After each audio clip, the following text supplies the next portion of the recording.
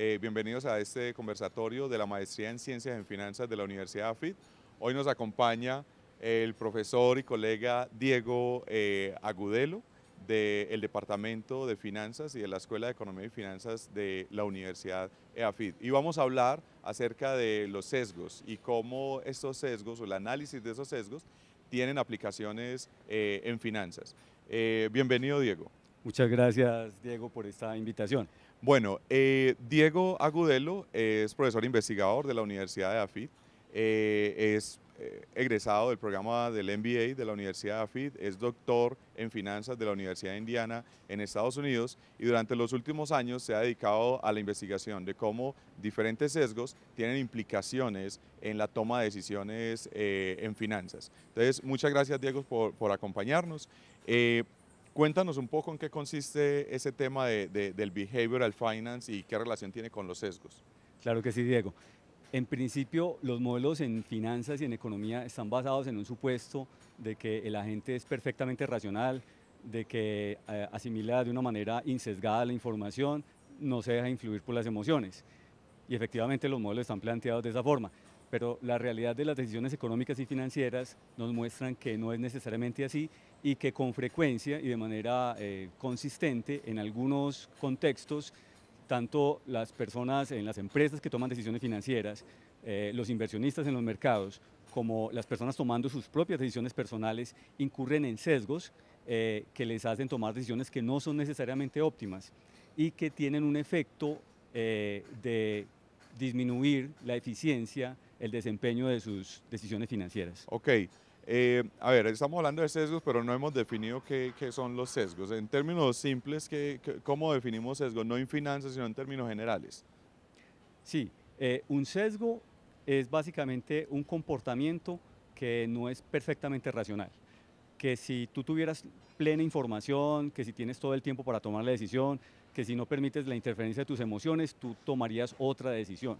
Ok, bueno, tú me haces acordar a ver, para la gente es muy fácil hablar de, es sesgado, no es sesgado, es que no es neutral o, ¿cierto?, al estilo juez. Me hace acordar, yo creo que uno de los sesgos más particulares es ese sesgo de uno creer que no es sesgado, ¿cierto? Correcto. Es que si le preguntamos a la gente, ¿usted qué tan objetivo es al tomar alguna Ujú. decisión? La persona va a decir, yo soy muy objetivo, o sea, no me dejo influenciar. Pero esos sesgos tienen que ver con eso, con que realmente hay cosas, factores psicológicos, sociológicos, incluso fisiológicos, que lo llevan a uno a tener cierta posición y que esa posición o esa manera de ver el mundo nos influye en la toma de decisiones o en la manera en que emitimos juicios en nuestro desempeño. Bueno, ahora hablemos un poco como de por qué es importante entonces estudiar esos sesgos en finanzas. Nos hablaste de que hay modelos que asumen que esos agentes son completamente racionales, pero en finanzas, ¿qué aplicaciones podríamos ver de esos sesgos? Correcto. Entonces, los sesgos son importantes estudiarlos desde un punto de vista tanto académico como práctico. Desde el punto de vista académico, entender los sesgos que se dan en los mercados financieros y en las finanzas corporativas nos ayudan a entender decisiones de los agentes que no parecen óptimas y fenómenos que afectan a los precios de los mercados, como el efecto momentum, el efecto valor, que en principio no parecen ser completamente explicados por los modelos racionales tradicionales. Ahora, desde el punto de vista de las personas, tanto cuando toman decisiones dentro de las empresas, cuando están trabajando con instituciones financieras, en los mercados financieros o incluso cuando están tomando sus propias decisiones de finanzas personales, es importante que reconozcan sus sesgos y que busquen maneras de mitigarlos. Eso en un ambiente profesional se logra hacer en cierto grado, porque los agentes profesionales pues tienen metodologías, hay personas que les revisan las decisiones a otros, tienen una serie de políticas y todas ellas procuran mitigar el efecto de los sesgos. Uno de los grandes retos es en las finanzas personales, donde nosotros tomamos decisiones financieras no con tanta frecuencia como lo hace un gerente financiero y donde la falta de educación financiera hace que seamos más proclives a caer en esos sesgos. Ok, ahora háblanos un poco de ejemplos específicos. ¿Cuáles serían esos tipos de sesgos que tú tienes en mente? En mercados financieros, en corporativas, ¿por dónde empezamos? Pues hablemos tanto de mencionada la parte de finanzas personales, pero nos interesa también ver mercados financieros y finanzas corporativas. lo que nos puedas compartir. Correcto, hablemos de finanzas corporativas. En finanzas corporativas, los sesgos que más se han estudiado, entre otros, son, por ejemplo, los asociados a los procesos de mergers and acquisitions. Básicamente, cuando una empresa adquiere otra. Tú muy bien lo sabes, pues como investigador que eres de corporativas, que hay un hecho estilizado y es que las adquisiciones en general, en promedio, no todas, pero en promedio, tienden a destruir valor para los accionistas de la empresa que adquiere. Okay. Digamos, hay un puzzle alrededor de ese tema. Ha sido explicado muy alrededor de temas de agencia, ¿sí? De temas de sobrevaloración de los mercados, pero las explicaciones no han sido completas. Okay. Entonces ha habido la necesidad de recurrir a temas de behavioral finance, como por ejemplo el tema de overconfidence, exceso de confianza, donde estos gerentes que adquieren otras empresas, digamos, sobrevaloran su capacidad de negociar buenos precios y también sobreestiman su capacidad de prever las sinergias y los beneficios que va a traer esa adquisición.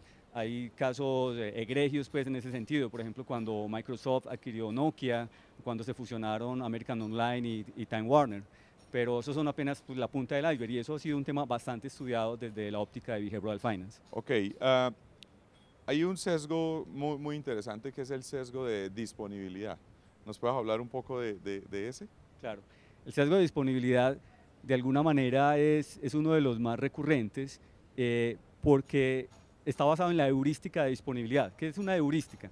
Una heurística es una regla simple que nos ayuda a resolver un problema de una manera eficiente y funciona muy bien en buenas partes de las veces. El problema es cuando no funciona tan bien.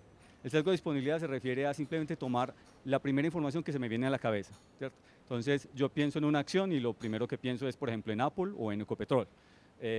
O pienso cuál es una buena inversión hacia el futuro, entonces pienso, no, debo invertir es en el dólar. ¿Sí?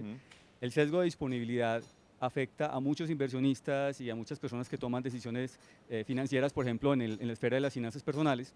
Hay un estudio del Banco de la República donde ellos tenían unos encuestadores que visitaban las instituciones financieras, los bancos, haciéndose pasar por clientes. Y lo que encontraban es que el asesor les ofrecía solamente el producto que más le convenía al banco, o sea, productos de financiación, préstamos o productos de ahorro, pero no el producto que más se le acomodaba a las necesidades del cliente.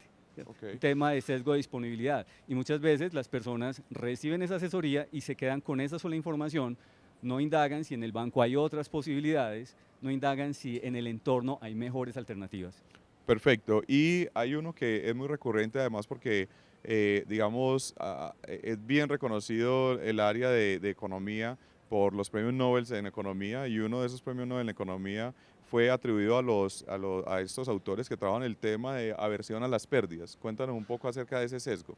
Sí, la aversión a las pérdidas no es igual a la aversión al riesgo. O sea, es normal que las personas tengamos cierto grado de aversión al riesgo. La aversión a las pérdidas que estudian Kahneman y Tversky se refiere a una exagerada aversión a la posibilidad de perder. Se dice que aún para pequeñas ganancias o pequeñas pérdidas, una pérdida de una cierta cantidad nos duele el doble o hasta el triple de lo que de la satisfacción que nos da ganar esa misma cantidad. Entonces, en varios contextos las personas tenemos una tendencia exagerada a evitar cualquier tipo de pérdidas, incluso a tomar mayores riesgos tratando de evitar una pérdida. Perfecto. Y en términos de finanzas corporativas, ¿cuáles son los sesgos más relevantes que puedan impactar la toma de decisiones? Que actualmente en las empresas en las que trabajan las personas que están viendo este conversatorio puede estar pasando y que no lo analizamos lo suficiente. Sí, ya habíamos mencionado pues el sesgo de exceso de confianza que afecta no solo decisiones de fusiones, adquisiciones, también decisiones de emisión de deuda, de toma de deuda, etcétera, que eso está documentado en diferentes estudios. Pero incluso hay un ejemplo mucho más sencillo que lo estudian ustedes, los profesores de finanzas corporativas, y es el efecto del costo hundido o el sesgo del costo hundido. Dificilísimo de explicarlo en clases, la verdad. Que se refiere básicamente al hecho de que cuando yo voy a evaluar un proyecto, ¿cierto? Yo debo concentrarme solamente en los flujos futuros, en las inversiones futuras, en los ingresos futuros, egresos futuros. Debo dejar atrás los costos preoperativos, los costos de los estudios, las consultorías, los costos de hacer ensayos de productos, estudios de mercado, etcétera, y porque la mayor parte de esos costos son totalmente irrecuperables. Entonces, esos costos no deben entrar dentro de la decisión. La decisión. Desde el costo hundido se vuelve como un ejemplo de, está muy asociado a la aversión a las pérdidas. Ajá. El gerente financiero que trata de tomar la decisión sobre ese proyecto dice, no, yo esta plata que invertí, estos gastos preoperativos, No la puedo perder. no la puedo perder. Entonces, si el proyecto no me ayuda a recuperar eso, pues entonces el proyecto no es bueno, ¿cierto? Ajá. Y lo dice muy bien Berkey Di Marzo, ¿no? Si la decisión no afecta el flujo de caja, pues el flujo de caja no debe afectar la decisión. Perfecto. Y terminas yendo en contra de recuperar las cosas. Somos aversos a las pérdidas, pero por incluir esos costos hundidos, terminamos por tomar malas decisiones que van en contra de recuperar esos costos de alguna manera. Bueno, cuéntanos un poco cómo has trabajado esto acá, o una persona que haga la maestría en Ciencias en Finanzas de AFID, cómo o en qué temas se va a ver envuelto en esto de los sesgos, en qué cursos, en qué etapas. Sí, en el curso de Asset Pricing, o sea, valoración de activos financieros, tenemos un módulo en que trabajamos Behavioral Finance, leemos 2 o 3 papers clásicos sobre este tema y que les dan ideas además de qué tipo de investigaciones se podrían hacer a futuro. Y valga la pena mencionar que sobre Behavioral Finance ya se han tenido recientemente 2 proyectos de grado. Acá, en la maestría en Ciencias en Finanzas. Cuéntanos un poco acerca de alguno de ellos. Bueno, el primero, de hecho, es un proyecto que asesoró Pilar contigo, de una estudiante que ya se graduó y está hoy por hoy en uno de los más preciosos bancos de la ciudad, y ella lo que investigaba era cómo los niveles de educación financiera, variables sociodemográficas, edad, educación de los padres, estrato social, influían sobre los sesgos cognitivos de los estudiantes al tomar decisiones financieras. Okay. Entonces, ella hizo un trabajo muy interesante estudiando ese tipo de relaciones y encontraba efectos muy bastante interesantes en cuanto a que pues, una mayor educación financiera efectivamente no es garantía de que se tengan menos sesgos financieros, ¿cierto? Pero, por ejemplo, la educación de los padres, el entorno social, eso sí son efectos que son más explicativos. Perfecto. Hay otra estudiante actualmente que más recientemente se graduó, estaba trabajando contigo. Cuéntanos de esta estudiante, ¿cuál ha sido su trayectoria? Sí, esta estudiante es un caso muy interesante. Ella es original de uno de los pueblos más emblemáticos del oriente antioqueño. Ella viene de la Universidad de Antioquia, donde terminó economía, y la recibimos acá, fue mi asistente de investigación, con ella realizamos una investigación y con otros 2 investigadores estamos en este momento adelantando otra, y ella recibió, gracias a las oportunidades que le brindó la maestría en ciencias, tuvo la posibilidad de aplicar una beca de pasantía en el Banco Interamericano de Desarrollo en Washington. Sí. Se lo ganó efectivamente, fue allá, estuvo 2 meses y quedaron tan contentos con su trabajo que le renovaron el contrato y, por 1 año más, y recientemente ella me dice que se lo volvieron a renovar hasta el 2021. Excelente. El trabajo que realizamos con ella es sobre el efecto de disposición. Y vale la pena pues, el efecto de disposición, sí. paréntesis hacer del efecto de disposición. ¿Qué es el efecto de disposición? El efecto de disposición es uno de las expresiones más frecuentes que se tienen de behavioral finance en los mercados financieros. Se refiere al hecho de que los inversionistas en general son muy renuentes a vender a pérdida.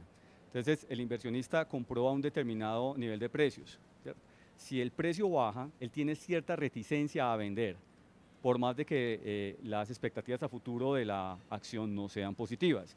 En cambio, si el precio sube, el inversionista muchas veces tiende a precipitarse a vender cuando posiblemente las expectativas de la acción continúen al alza. Pues eso no pasaría de ser una anécdota, sino porque tiene un efecto claro sobre el desempeño de los inversionistas, porque los inversionistas terminan asumiendo pérdidas que debieron haber limitado en su momento y terminan también truncando ganancias que también debieron haber dejado que siguieran. Entonces, el efecto de disposición, que es de Sheffrin y Stadman, es uno de los sesgos más estudiados en mercados financieros en cuanto a behavioral finance. Lo han reportado en acciones, lo han reportado en fondos, en futuros. ¿Y este que hiciste con la estudiante de la maestría,